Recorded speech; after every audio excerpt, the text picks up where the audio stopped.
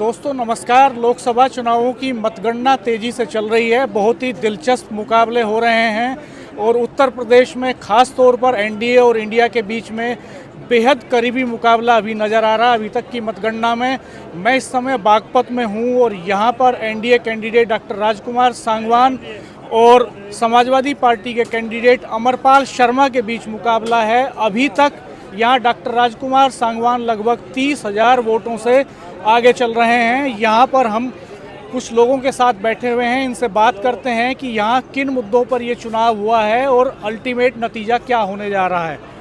क्या कहना चाहेंगे आप क्या कहना चाहेंगे? नतीजे बहुत अच्छे आएंगे और नतीजे बहुत अच्छे आएंगे और बहुत मेहनत करी, जनता का प्यार मिला है और जनता ने बहुत अच्छी की है।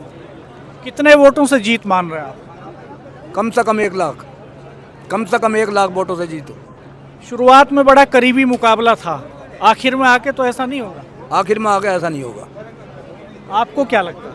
ये चुनाव जी राष्ट्रवाद पर है और राष्ट्रवाद की भावना से ही जनता ने मतदान किया है और निश्चित रूप से डॉक्टर राजकुमार सांगवान जी भारी मतों से विजयी होंगे। उम्मीद जता रहे हैं सभी लोग कि 2 लाख के करीब से विजयी होंगे और लगातार वो बढ़त बढ़ती जा रही है। 5,000 से बढ़ते हुए अब 40-42 हज़ार तक पहुंच चुकी है और शाम होते होते उम्मीद है कि 2 लाख तक ये बढ़त पहुंचेगी। इस चुनाव में बागपत में अग्निवीर कोई मुद्दा था?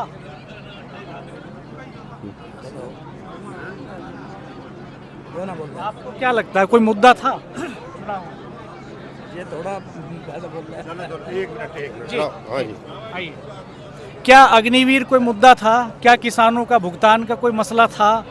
क्या महंगाई बेरोजगारी कोई मुद्दा था यहाँ? जहाँ तक किसानों के भुगतान की बात है, जनपद बागपत में सामान्यतः 3 चीनी मिलें हैं, जिनमें से 2 चीनी मिलों का भुगतान लगभग अपडेट है। केवल ये तो बहुत पुराना जो मलकपुर चीनी मिल है उसका भी पिछले साल का चल रहा है। 1 चीनी मिल को छोड़कर दोनों चीनी मिलों का भुगतान लगभग अपडेट है। चुनाव किन मुद्दों पे हुआ? चुनाव तो मेनली तो जो भी जयंत जी की आरएलडी की जो नीतियाँ थी, भाजपा के साथ जो गठबंधन हुआ है, इसके अलावा जो गठबंधन के प्रत्याशी हैं डॉक्टर राजकुमार सांगवान जी, उनकी कर्तव्यनिष्ठा, ईमानदारी, एक सामान्य कार्यकर्ता के रूप में जो उभर कर आए हैं। मुद्दा तो मेन राजकुमार सांगवान जी का ही है। वो एक बहुत ही अत्यंत कर्मठ व्यक्ति हैं और पार्टी से बहुत ही पुराने समय से जुड़े हुए हैं। यही जो है उनकी जीत का आधार है। आप कुछ कहना चाहेंगे? आप कुछ कहेंगे? डॉक्टर राजकुमार सांगवान जी के भाई यहाँ मौजूद हैं। हाँ जी, डॉक्टर राजकुमार सांगवान 36,000 कुछ वोटों से आगे चल रहे हैं और उम्मीद ये है जी करीब 1 लाख से ऊपर वोटों से, 1.5 लाख ऊपर वोटों से जीतने की उम्मीद पूरी है। कहाँ वोट मिला हमें? उनको सब जगह वोट मिला है, सब जगह हर बिरादरी की वोट मिली है। हर जगह वोट मिला, हर गांव में वोट मिला, सब जगह। मुस्लिम मतदाताओं ने वोट किया है? कुछ किया है, कुछ किया है, कुछ किया है। खास पहले से 10-5% मुसलमान जो किसान है, जो किसान है सब जो अपने लोक दल के पहले से हैं उन्होंने दिया है। जो पहले से लोक दल के बहुत वोट है। महंगाई कोई मुद्दा नहीं थी यहाँ? नहीं, मुद्दा तो थी, लेकिन मुद्दा तो था चौधरी जयंत के उसमें दिया वोट लोगों ने। ये जो खिलाफ जारी है, मुद्दे के खिलाफ ही तो जारी वोट। जो इतनी वोट मिली नहीं, उसे कहाँ मिली थी इतनी? एक तरफा था चुनाव। अगर मुद्दे ना होते, महंगाई ना होती तो एक तरफा था। फिर डॉक्टर सांगवान को किस चीज़ का लाभ मिला जो वो जीतते हुए? सांगवान को अपने कुछ पर्सनल वोट भी हैं, व्यक्तिगत काम भी उनका है बहुत। मेरठ में यूनिवर्सिटी में प्रेसिडेंट वो रहे, वो छात्र नेता, तो उन्होंने बहुत काम करे, बहुत लोगों से सहानुभूति थी उनकी। आप क्या कहना चाहेंगे? जी, कौन जीत रहा बागपत में? सांगवान जी जीत रहे। कितना अंतर रहने वाला है? 1-1.5 लाख का। शुरुआत में तो ये अंतर शुरू के जब कम था, बहुत कम था, अब बढ़ता जा रहा है। तो ऐसा तो नहीं है बाद में आके सीन पलट जाएगा? नहीं, ऐसा कुछ नहीं है, बढ़ेगा और बढ़ेगा ज्यादा। हाँ, इनकी सादगी का इन्हें वो मिलेगा। 2 लाख प्लस जीतेंगे हम। डॉक्टर राजकुमार सांगवान 2 लाख प्लस वोटों से जीतेंगे। छपरोली में उतना शुरुआती रुझान नजर नहीं आ रहा जितने की उम्मीद। अभी शहर का था, वो गांव में आएंगे तो हम बढ़ते जाएंगे। अभी सिवाल खास और मोदी नगर का सिवाल खास मोदी नगर में काफ़ी अंतर से बढ़त है हमारी, और सिवाल खास में भी बढ़त है। आपको क्या लगता है कि किस चीज़ का माइलेज मिल रहा है? मेहनत का इनकी। 41 साल से जो मेहनत कर रहे लोगों के बीच में रह रहे हैं, जनता की इनका व्यक्तिगत जो अपना प्रभाव है वो हर क्षेत्र में है। किस तरह का प्रभाव है? हर तबके का लोग इनको पसंद कर रहा है फिलहाल। क्या वजह है? शुरू से इनकी बेदाग छवि रही है शुरू से। लेकिन ये भी देखने में आ रहा था बीच बीच में इस तरह की खबरें फिजाओं में थी कि कोऑर्डिनेशन बेहतर नहीं है आरएलडी और बीजेपी के बीच में, भीतरघात भी है, ऐसा कुछ था क्या? वो तो आपको सामने रिजल्ट बता रहा कि कोई भीतरघात ना था, ना है, ना रहेगा। ये तो सबको साथ लेके चलते हैं ना।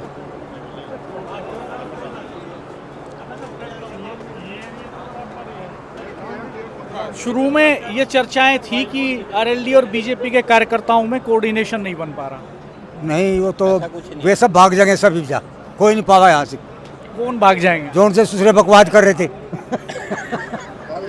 कौन कर रहे थे? कुछ थे ऐसे ऐसे लोग हैं ऐसे जो कर रहे थे, नेता थे। किस पार्टी के थे? इसके लोकदल के भी थे।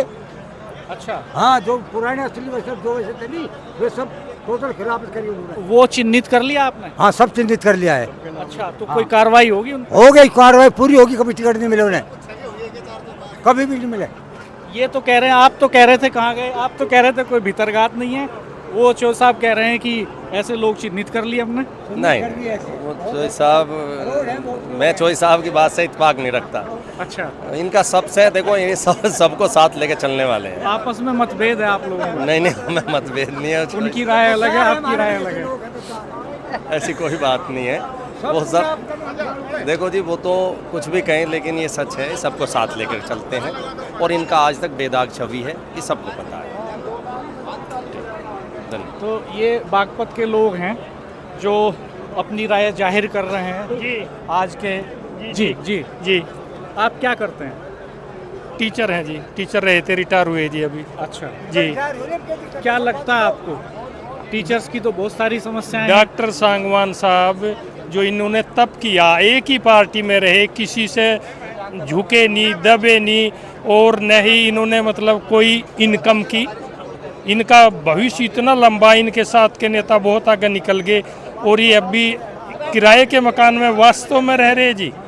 और जो इनकी तप थी, प्रत्येक गांव में जाना, प्रोफेसर रहते हुए भी अपना जो सैलरी भाइयों में बांटना जी, कहीं कन्यादान करे, कहीं दुख में जा रहे, तो जो इनका वो तप था, लगाव था, वो इन्हें सबसे आगे ले गया आपको जी। लग रहा है पार्टी से ज्यादा व्यक्तिगत छवि काम कर रही है यहाँ प्रत्याशी की? हाँ जी, उधर सिवाल में ज़्यादा है, और जो हमारा क्षेत्र है बागपत, इसमें भी बहुत करे जी। सुख दुख हमारा गांव ढिकोली यहाँ तक आते थे जी, तो लोगों के दिल में बसे हुए थे, हाँ ये भी एक नेता है। और पार्टी का टिकट फाइनल हुआ था उसी दिन जीत पक्की क्या हो करते गई थी। मैं आर्मी से रिटायर हूँ। अच्छा, कौन सा गांव है आपका? ढिकोली।